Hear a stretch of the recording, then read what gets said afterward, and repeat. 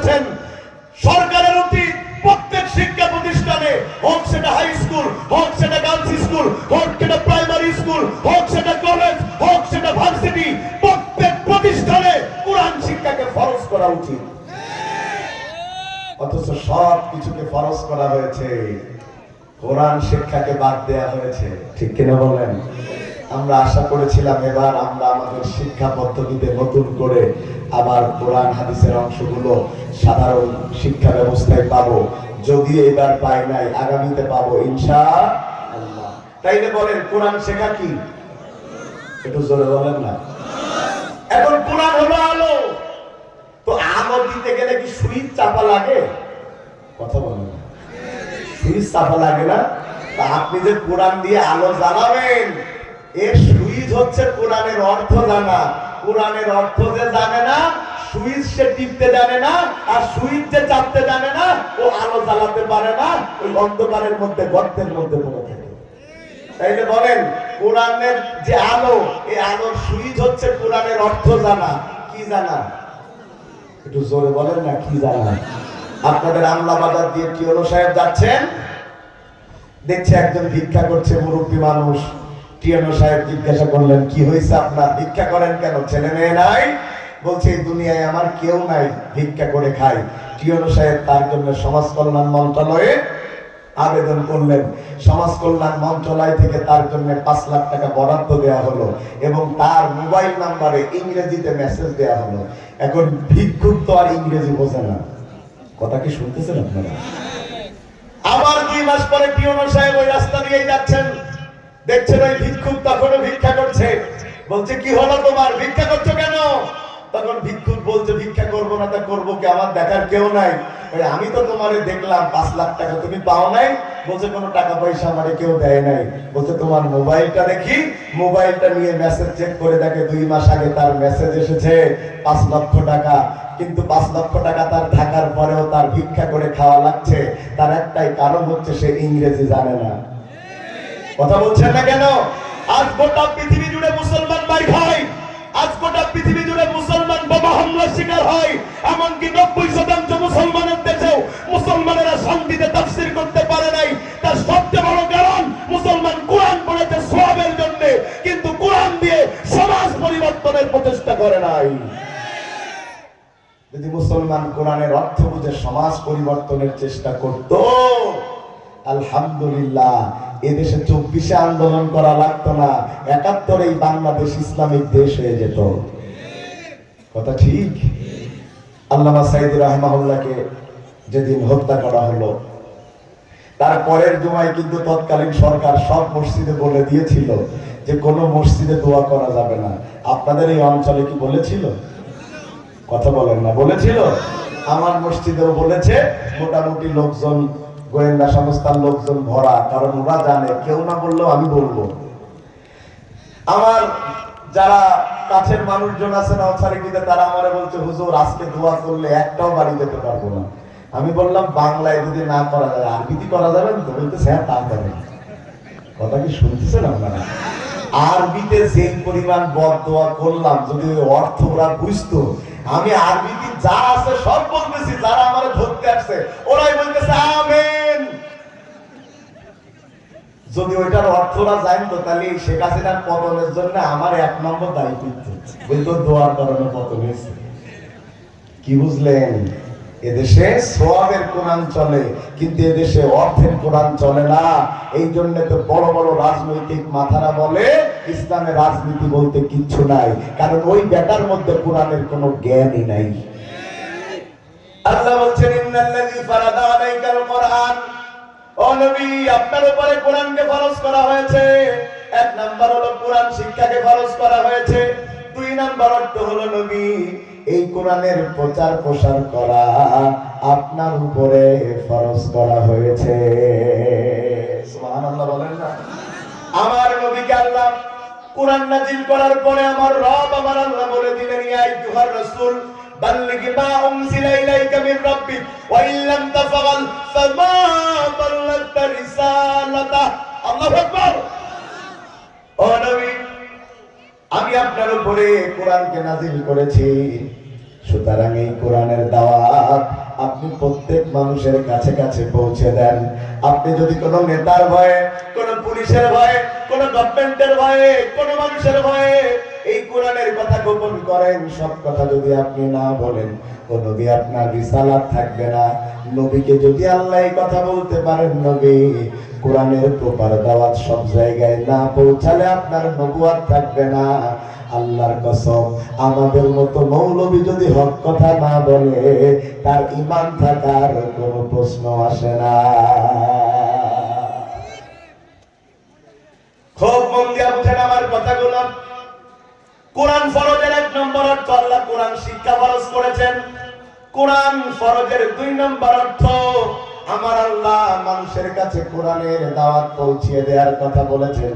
এটা বলার পরে আল্লাহ রাসূলকে বললেন এই দাওয়াত পৌঁছাতেই হবে, কারণ আমার আল্লাহ জানেন এই দাওয়াত নবী পৌঁছাবে যখন, সমাজের লোক আমার নবীর বিরোধিতা করবে তখন। আপনি যে বলেন রাজনীতি রস করে তাই আমরা খেপি নাই, খেপতাম না, এটা পুরা মিথ্যা কথা। রাজনীতির ওয়াজ না করলেও মানুষ খেপে, খেপে না? কথা বলেন না, খেপে না? আমি যদি সুদের ওয়াজ করি, সুদখোরের মনে হয় বিশাল ভালো লাগে। সুদখোর তো চিন্তা করে হুজুর মানুষের মধ্যেই পড়ে না। আল্লাহ তাআলা নবীকে কেন হুঁশিয়ার করলেন, এই দাওয়াত যদি না পৌঁছাতে পারেন তাহলে আপনার রিসালাত থাকবে না। তার মানে আমার আল্লাহ নিশ্চিত জানেন এই দাওয়াত যখন আমার রাসূল পৌঁছাবেন, এমন একটা বাধার প্রাচীর সামনে আসবে, সেই প্রাচীর পাড়ি দেওয়া বড় অসম্ভব। আপনি তাকিয়ে দেখেন, আল্লাহ রাসূল যেই প্রোগ্রামে সর্বপ্রথম মানুষের কাছে কোরআনের দাওয়াত দিয়েছিলেন, সেই দাওয়াতে কি তিনি বলেছিলেন আমারে ভোট দিবা? কথা বলেন না। রাসূলকে বলেছিলেন যে আমার একটা মার্কা আছে, মিষ্টি কুমড়ো মার্কা, বলেছিলেন? অথবা আমার সাহাবীরা এমপি পদে দাঁড়াবে 300 আসনে, তাদের তোমরা ভোট দিবা, বলেছিলেন? না। রাসূল কি বলেছিলেন? সেই কথা আল্লাহ কোরআনে বলে দিয়েছেন। রাসূল কোরআনের মধ্যে দাওয়াতে কি বলেছেন? আল্লাহ কোরআনের মধ্যে এইভাবে বলেন, ইয়া আইয়ুহান নাস কুলু লা ইলাহা ইল্লাল্লাহ তুফলিহুন। রাসূল বললেন, ও মানুষেরা তোমরা বলো লা ইলাহা ইল্লাল্লাহ, তাহলে তোমরা সফল হয়ে যাবা। এই কথার মধ্যে কি রাজনীতি আছে? একটু কথা বলে বুঝতেছেন না আপনারা? রাসূল বলছেন, হে মানুষ সকল তোমরা বলো লা ইলাহা ইল্লাল্লাহ, তাইলে তোমরা সফল হয়ে যাবা। এই কথার মধ্যে কি রাজনীতি আছে? এই কথার মধ্যে মৌলিকভাবে রাজনীতির কথা নাই। কিন্তু কেন কেন কেন আবু লাহাব তার নিজের চাচা খেপে গেল, নিজেই পাথর তুলে বলল, ও আমার ভাতিজা মুহাম্মদ, তুমি যদি তোমার এই কথা না থামায় দাও, তাহলে তো তোমার মাথায় আমি পাথর মেরে তোমার মাথা ফাটায় দেব। কথা তো হলো লা ইলাহা ইল্লাল্লাহ, তোমরা সফল হবা। তাইলে খেপলো কেন? কারণ ওই যুগের কাফেররা জানতো লা ইলাহা ইল্লাল্লাহ এর অর্থ হচ্ছে আল্লাহ ছাড়া আর কোনো আইনদাতা নাই। যেহেতু দুনিয়া আল্লাহর, আইন চলবে আল্লাহর, তাহলে আমরা যে আইনের ভিত্তিতে মানুষ শাসন করি, এই আইন আর থাকবে না। এই আইন যদি না থাকে তাহলে আবু জেহেলের গোষ্ঠীও আর ক্ষমতায় থাকতে পারবে না। ভাই আমি কিন্তু খুব বড় মাছ করতে পারবো না ভাই, মৌলিক কথা শোনেন। গরম মাছ খুব করেছি, গরম মাছ করতে করতে মানুষের কানে আর ভালো লাগছে না। খুব মন দিয়ে শোনেন, শুধু বলা হলো লা ইলাহা ইল্লাল্লাহ, তাই পাথর ছুঁড়ে মারল। কারণ আমরা বাংলাদেশের লোক যদিও অত সুন্দর করে আর বিরক্ত নিহিত অর্থ না বুঝি, সৌদি আরবের লোক তো বুঝে। ওরা যে রাসূল যেই না বলেছেন লা ইলাহা ইল্লাল্লাহ, আল্লাহ ছাড়া কোনো ইলাহা নাই, ওরা বোঝে ইলাহ তো তিনি, আইন দেন যিনি। কথা মনে বোঝাতে পারতেছি না? রাসূল তো বলেন নাই যে আল্লাহ ছাড়া কোনো সৃষ্টিকর্তা নাই, ওরাও মেনে নিত। যদি রাসূল বলতেন আল্লাহ ছাড়া কোনো রিজিকদাতা নাই, ওরাও মেনে নিত। কিন্তু রাসূল যে বলেছেন আল্লাহ ছাড়া কোনো আইনদাতা নাই, এরা ওটা মানতে পারে নাই। কারণ ওরা তো মানব রচিত আইনের ভিত্তিতেই ক্ষমতায় রয়েছে। তো মানব রচিত ভিত্তিতে ক্ষমতায় থাকলে যদি আল্লাহর আইন সেখানে ইন হয়, তাইলে তো মানব রচিত আইন থাকে না। এই কোরআন হাতে নিয়ে বলছি, এই কোরআন হাতে নিয়ে বলছি, আমাদের দেশের যে বা যারা আল্লাহর জমিনে আল্লাহর দ্বীন কায়েম চায় না, আল্লাহর কসম ওরা জানে আল্লাহর দ্বীন কায়েম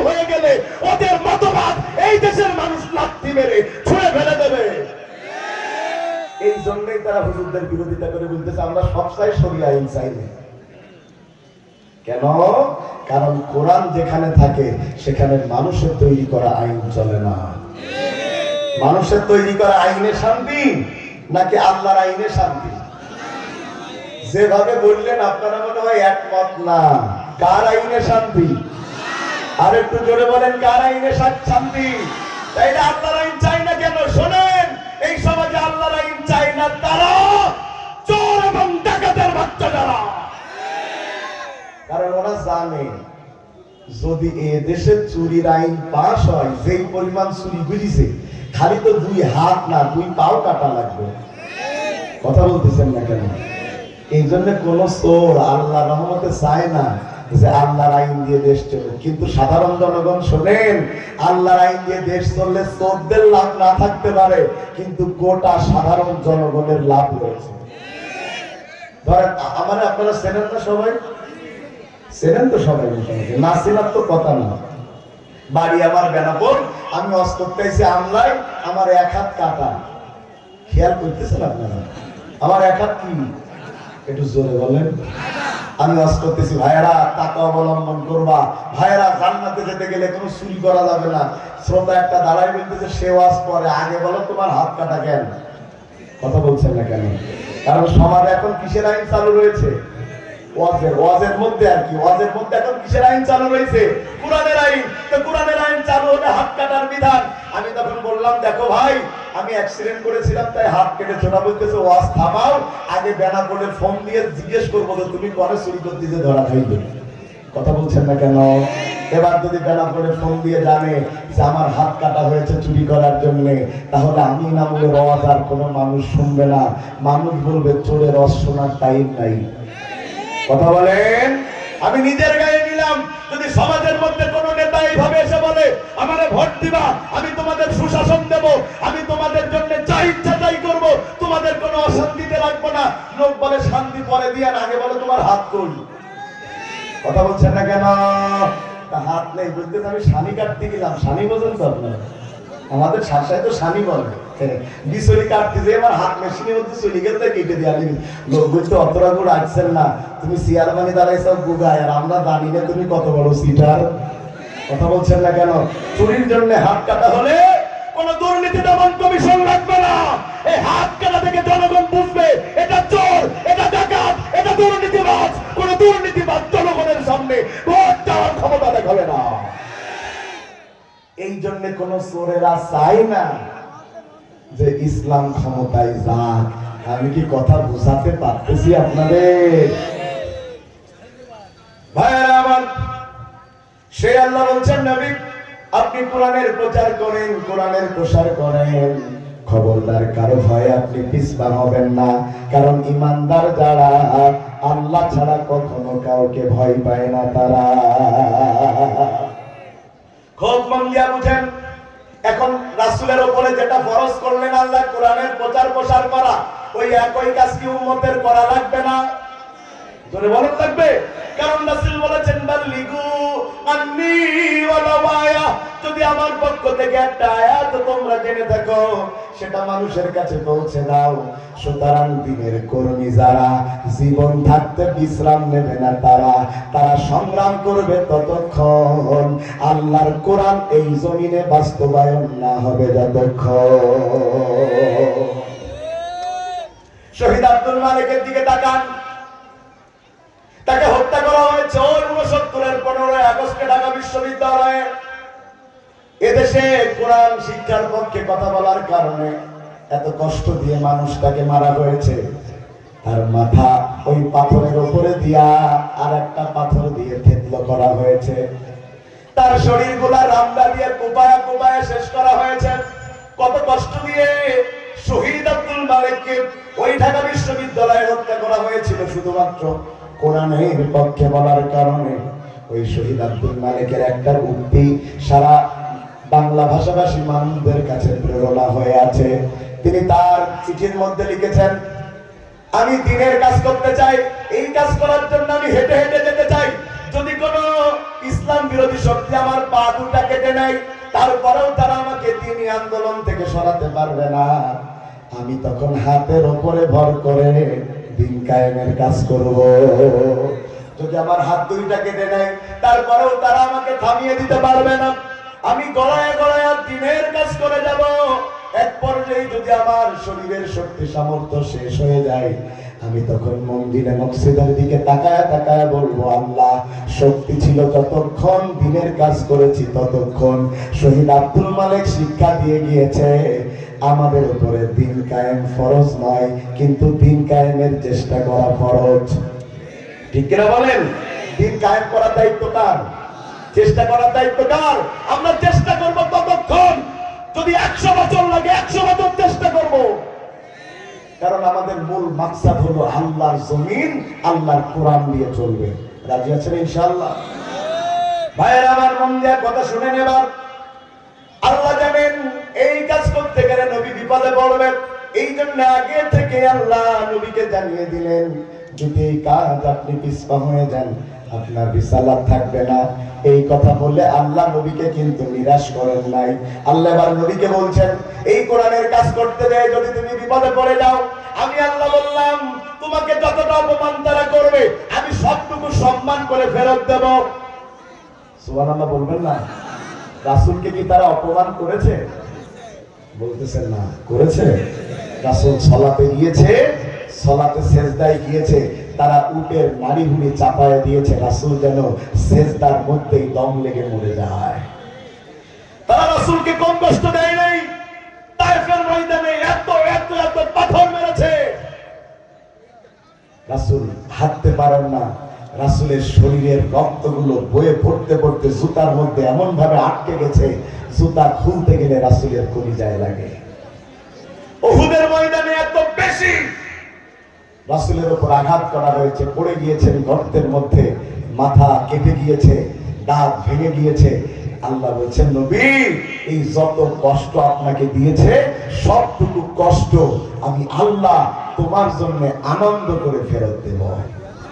ওয়ালাল আখিরাতু খায়রুল লাকা মিনাল উলা।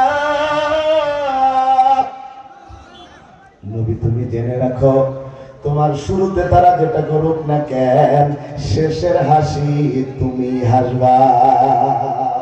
সুবহানাল্লাহ কইতেছে করে না? কষ্ট তো কম দেয় নাই আমাদের দেশেও। দুইজন আলেম একসাথে চা খাইলেও নাশকতার মামলা দিয়ে জেলের মধ্যে ভরে দিয়েছে। কথা ঠিক। নিরীহ মানুষগুলোকে ঘরের থেকে তুলে নিয়ে ওই মাঠের মধ্যে নিয়ে ক্রস ফায়ারে হত্যা করে বলেছে বন্দুক যুদ্ধে মারা গিয়েছে। কথা বলছেন না কেন? এমন কোন কষ্ট নাই যে কষ্ট ইসলামী আন্দোলনের নেতা কর্মীদের দেওয়া হয় নাই। তারা মনে করেছিল 41-71-এর আগে আমাদের কেউ ক্ষমতা থেকে নামাতে পারবে না। দেখো, তাদের কষ্ট দিয়েছিল তারা মানুষের হৃদয়ের গণি কোঠায়, আর যারা কষ্ট দিয়েছিল কুষ্টি শুদ্ধ আল্লাহ মামুর বাড়ি পাঠিয়ে দিয়েছে। আল্লাহ কি সহযোগিতা করেন? জোরে বলেন না, করেন। কি আল্লাহ, আল্লাহ কি করেছেন? যে ট্রাইব্যুনালে হুজুরদের ফাঁসি দেওয়া হয়েছে, ওই ট্রাইব্যুনালে এখন তার নামে মামলা হচ্ছে।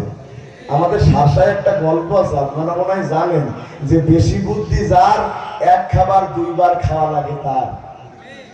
জানেন না? কাটা 3 বন্ধু গিয়েছে হাটে। আগে হাট হতো না, এখনো তো মনে হয় এই অঞ্চলে হাট হয়, হয় না? হাটে গিয়েছে 3 জন বন্ধু। হাটে যাওয়ার পরে এর মধ্যে 2 জন বললো আমরা 3 জন মিলে কাঁঠাল কিনে খাই। এদের মধ্যে একটা কিপটে আর জন্মের বুদ্ধিমান, ও বলছে কাঁঠাল কিনে খাবো কোন সিস্টেমে? বলছে 3 জন সমান টাকা দিব, দিয়ে একটা কাঁঠাল কিনবো। বলছে তা হবে না, কেউ কম খাবে কেউ বেশি খাবে, আর টাকা সমান দেবো।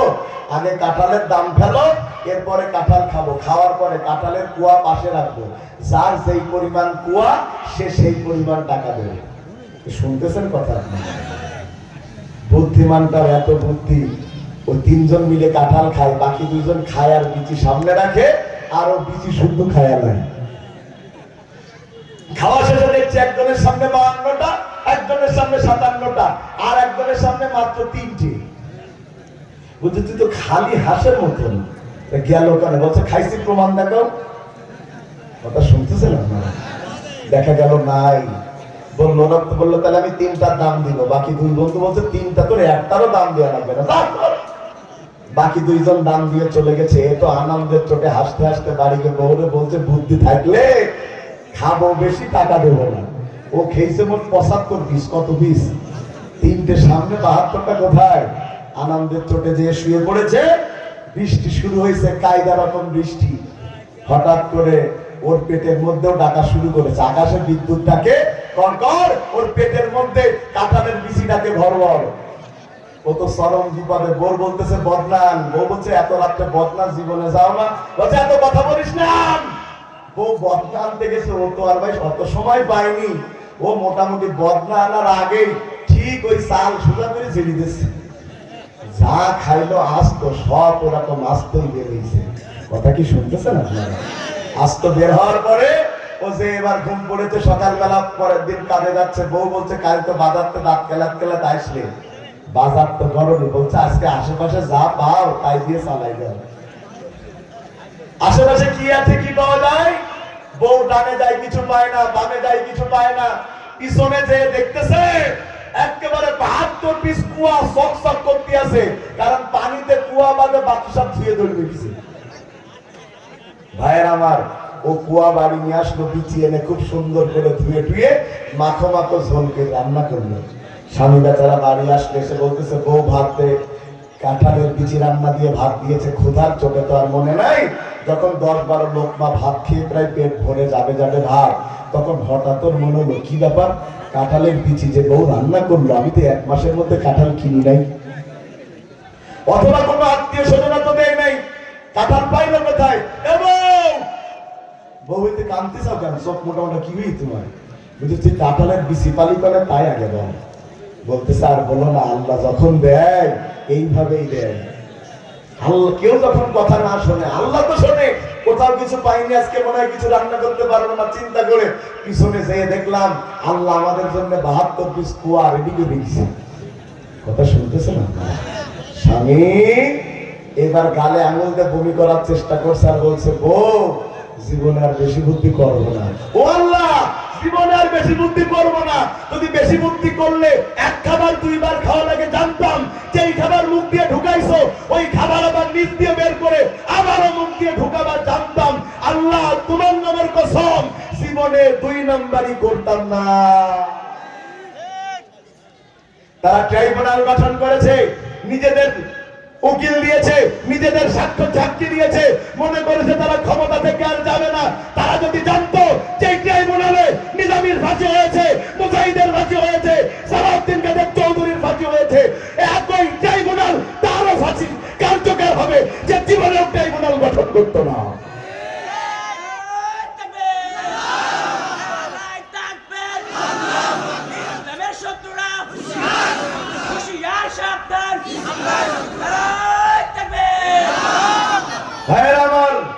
এজন্য জানা উচিত বান্দার চিন্তা শেষ হয়, আল্লাহর চেষ্টা কখনো শেষ হয় না। ঠিক কিনা বলেন? তারা ষড়যন্ত্র করে আর আল্লাহ মাজলুমদের পক্ষে তাদের ষড়যন্ত্রের জবাব দিয়ে দেয়। সুবহানাল্লাহ বলেন। আলা ইন্না নাসরাল্লাহি করিব।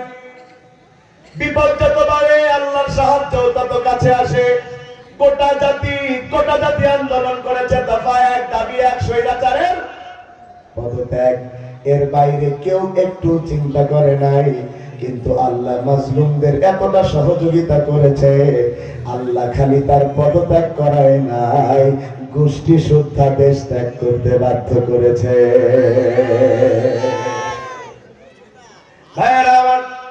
তাইলে আল্লাহ ভালো করে জানেন, যদি দিনের দাওয়াত দেওয়া হয় তাহলে বিপদে পড়বে। এই জন্য আল্লাহ নবীকে সান্ত্বনা দিচ্ছে, ও নবী শুনো, ও নবী শুনো, লা রাদ্দুকা ইলা মা, তোমারে ওরা যেখানে যেখানে অপমান করবে সেখানে সেখানে সম্মান দিয়া আল্লাহ ফিরায় দেবে। সুবহানাল্লাহ বললেন না? এটার 2 নাম্বার অর্থ হলো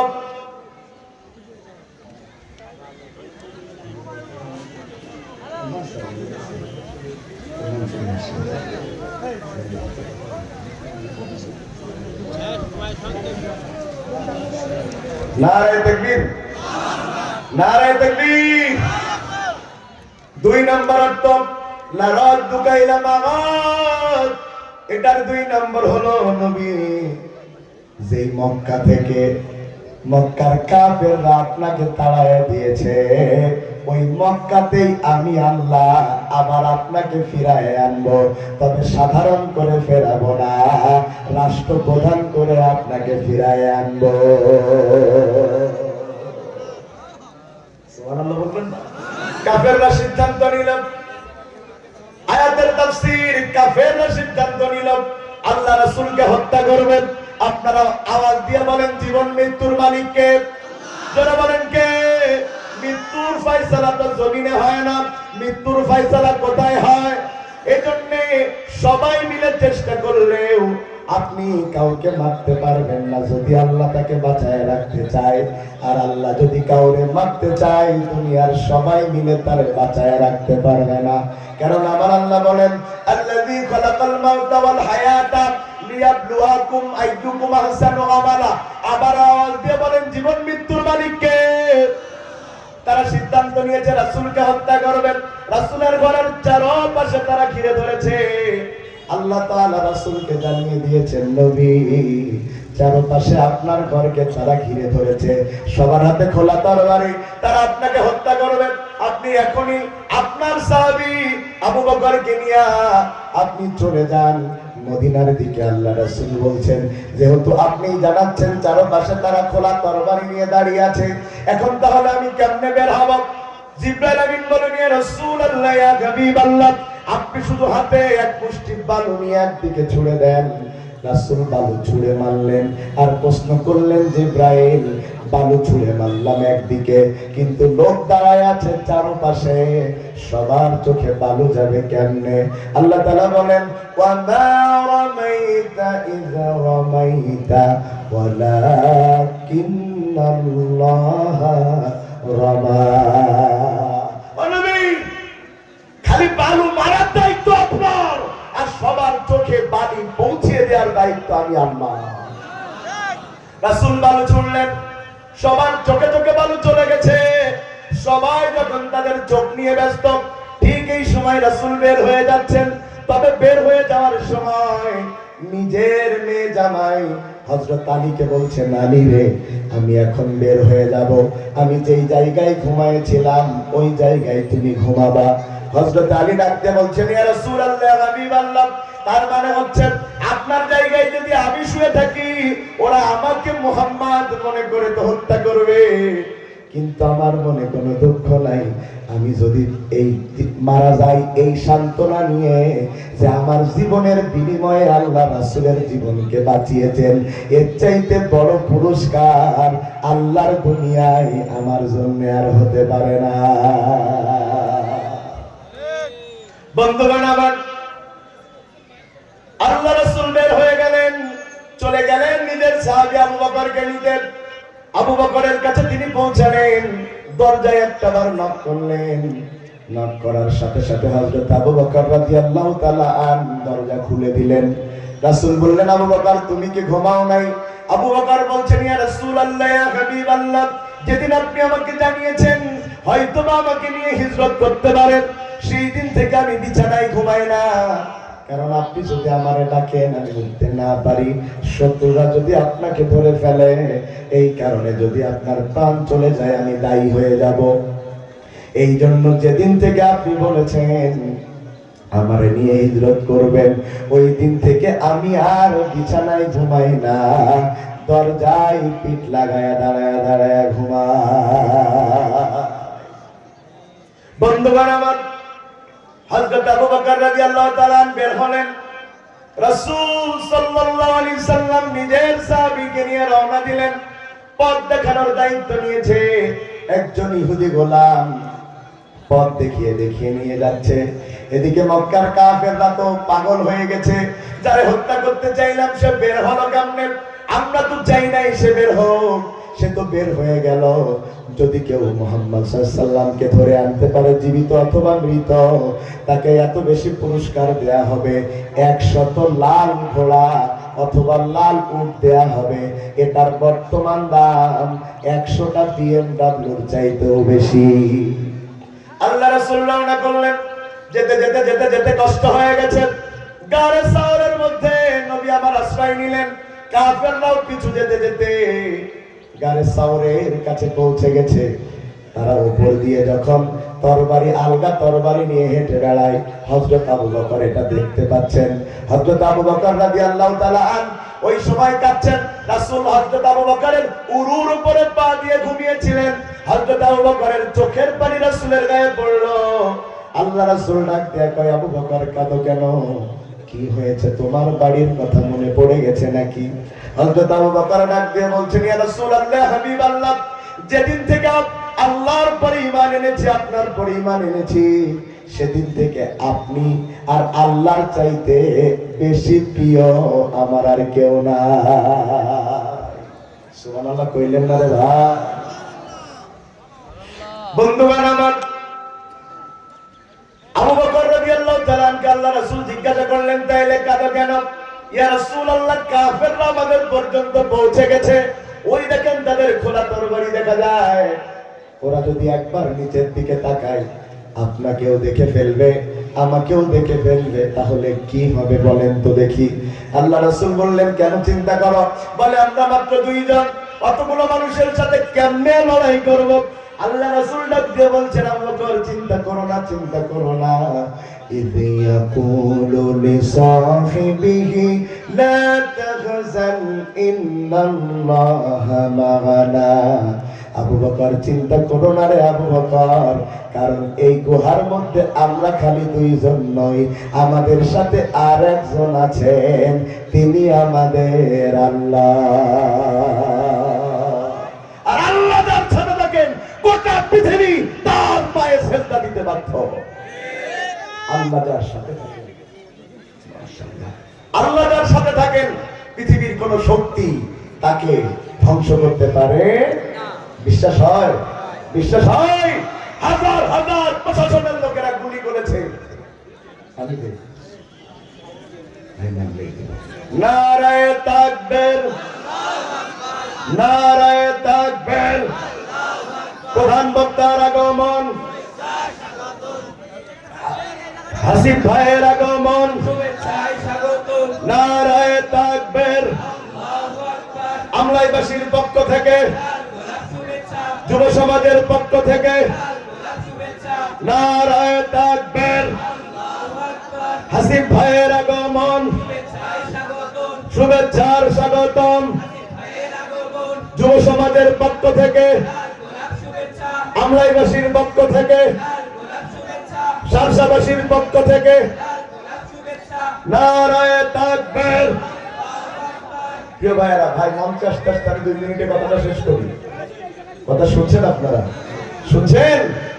আল্লাহ রাসূল সেখান থেকে এবার গেলেন মদিনায় ঢোকার আগ দিয়ে।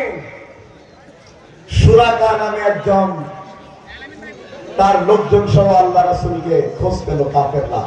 সুরাকার চোখ লোভে চকচক করতে লাগলো যে রাসূলের খোঁজ আমি পেয়েছি, এই অবস্থায় যদি রাসূলকে আমি ধরে নিয়ে যেতে পারি, তাহলে আবু জেহেল যে পুরস্কার ঘোষণা করেছে, ওই পুরস্কার